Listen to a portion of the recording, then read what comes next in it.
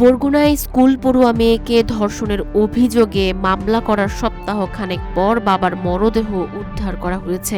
এ নিয়ে রীতিমতো সামাজিক যোগাযোগ মাধ্যমে বইছে সমালোচনার ঝড়। ওমর ফারুক নামের এক ব্যক্তি ফেসবুকে একটি ছবি শেয়ার করে সাথে লিখেছেন, মেয়েকে ধর্ষণের ৬ দিন পর বাবাকে হত্যা। বরগুনায় গিয়েছিলাম, নির্যাতনের শিকার হওয়া শিশুটির বয়স সব মিলে ১২ বছর হবে। হ্যাংলা পাতলা মেয়ে, গায়ে ওজন হতে পারে ৩০ থেকে ৩২ কেজি।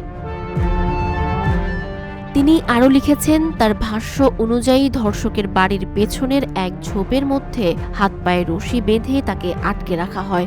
এক রাতে ৩ বার ধর্ষণ করা হয় শিশুটিকে। পরের দিন সকালে ধর্ষক নিজেই মেয়েটিকে রাস্তায় ফেলে রেখে যায়। এই ঘটনায় মেয়েটির বাবা ধর্ষকের বিরুদ্ধে থানায় মামলা করলে মামলার শুনানির আগের রাতে তাকেও হত্যা করা হয়েছে।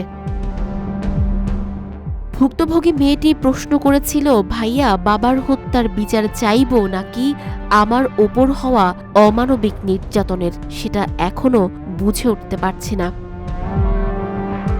এদিকে একই ঘটনা নিয়ে সাংবাদিক ইলিয়াস হোসেন তার ভেরিফাইড ফেসবুক অ্যাকাউন্টে একটি পোস্ট করেছেন। তিনি এই পরিবারের নিরাপত্তা নিয়ে শঙ্কা প্রকাশ করে লিখেছেন, যারা এই পরিবারের একমাত্র উপার্জনক্ষম লোককে মেরে ফেলতে পারে তারা এই পরিবারের অন্য সদস্যদের ক্ষতি করবে না তার গ্যারান্টি কোথায়? এই পরিবারের পাশে সবার দাঁড়ানো উচিত, ঠিক যেভাবে আসিয়ার পাশে দাঁড়ানো হয়েছে। তবে প্রশ্ন উঠছে, এত ধর্ষণের অবসান কোথায়? তাছাড়া আমাদের সন্তানরাই বা কোথায় নিরাপদ? সানজিদা আফরিন, সোনিয়া, রূপালী, বাংলাদেশ।